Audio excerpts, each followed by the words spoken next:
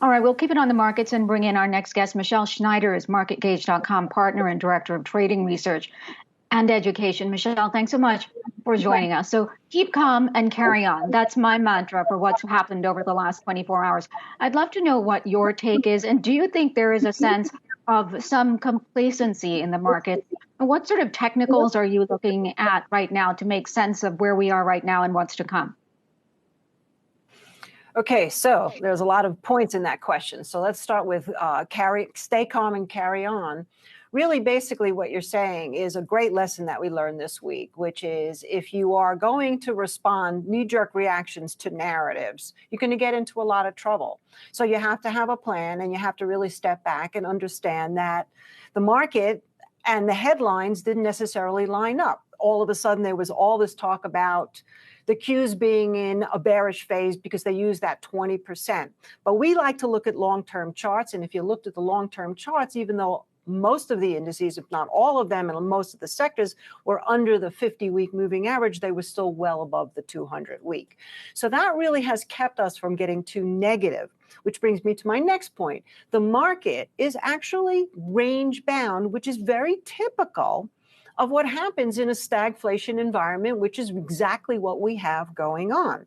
And the one that really has been, I think, the key to watch here of the four indices has been the small caps, or IWM, or the Russell 2000, because it is the granddaddy of the U.S. economy. It rolled over in November before everything else did.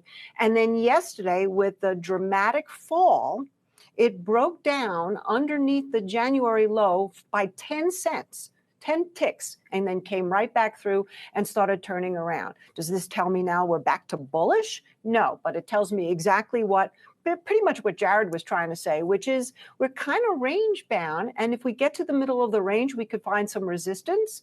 But unless now we have a lot of work to do to break down under those lows, it would have to be something hugely catastrophic for that to happen. So at this point right now, I think we have to keep that in mind, that we're in stagflation, we're range bound, and stay calm.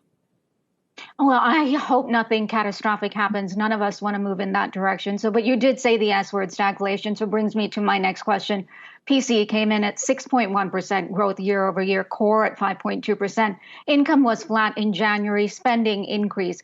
How does this Russia aggression impact what the Fed has to do at that March 16th meeting, in your opinion? Well, Karina, that's a great question. And I think what we're really seeing here is that this has become a great scapegoat for the Fed.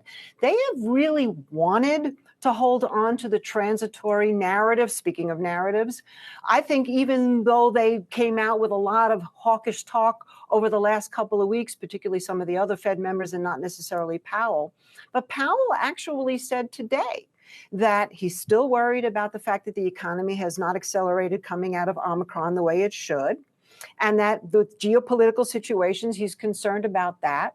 And in terms of the inflation, he can look at Russia and say, well, yeah, maybe now things are running too hot and things will cool off and it is transitory and we don't have to be as hawkish as we thought. We'll raise, but it's not going to be as aggressively as we have basically been putting into the headlines. And I think that's exactly what we're seeing here. So I would take that with a grain of salt, not necessarily because of what the Fed's doing, but this downward price movement we're seeing today in gold and silver and oil and food commodities, to me, is a buy opportunity.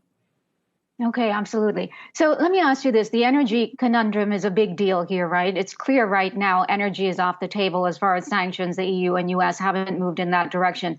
But what if the situation deteriorates? What if, as you say, there's a catastrophic scenario that plays out? How does that impact, what are the economic ramifications of that?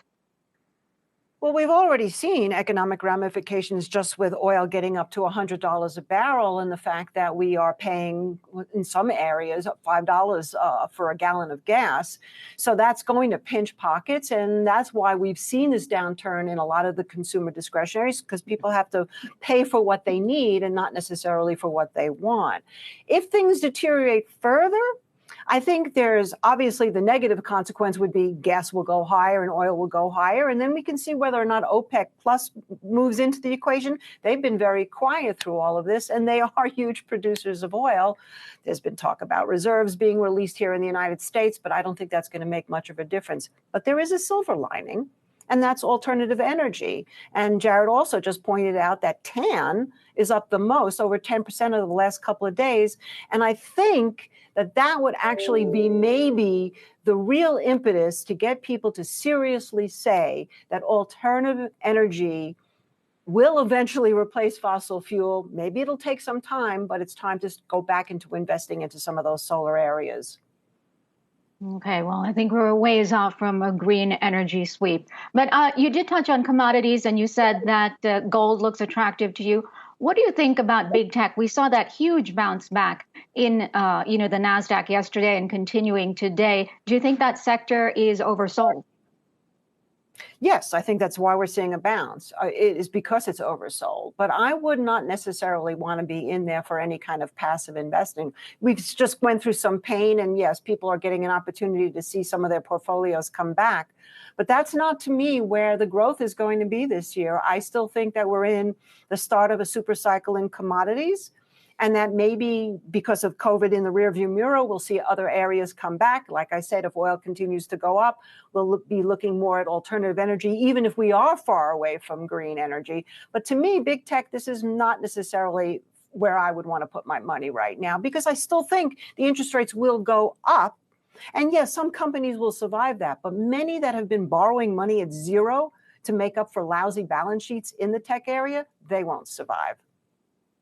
Okay, thank you for that perspective. We will leave it there. Michele Schneider, MarketGauge.com partner and director of trading, research, and education. Have a happy weekend.